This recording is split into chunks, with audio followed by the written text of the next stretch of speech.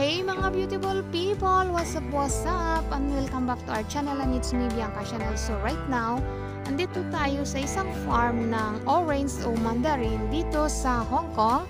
At samahan niyo ako dahil papakita ko sa inyo ang orange sa paso dahil season ngayon ng mga orange, kaya maraming orange dahil ito ay pampaswerte ng mga Chinese tuwing Chinese New Year. Kaya samahan niyo ako mga beautiful people at tayo ay papasok sa isang farm na maraming pananim na orange. Please keep on watching!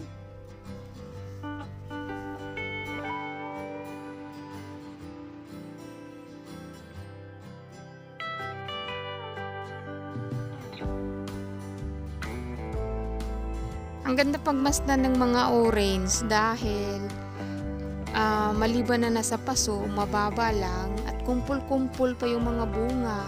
Kaya ang ganda-ganda.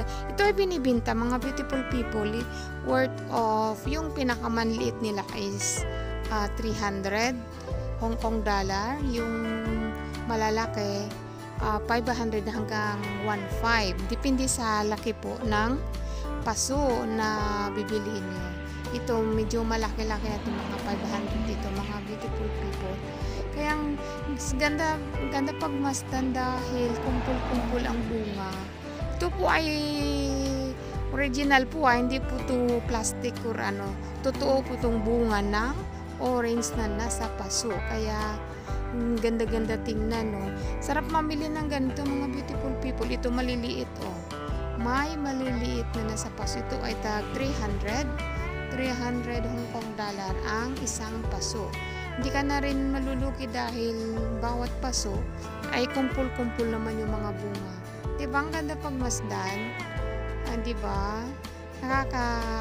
Nakaka-amaze tingnan yung mga orange dahil pag Chinese New Year talaga, ito ay marami talaga dahil pampaswerte nga ng mga Chinese, kaya maraming orange.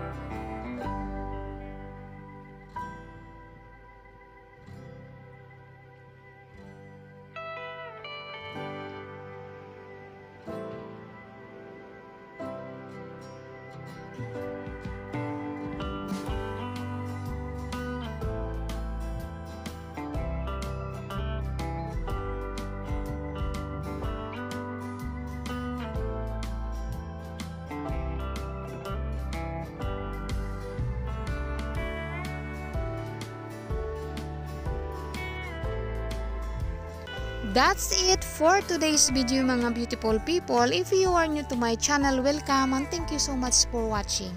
And don't forget to hit the subscribe button and smash the notification bell to get you notified for the next video.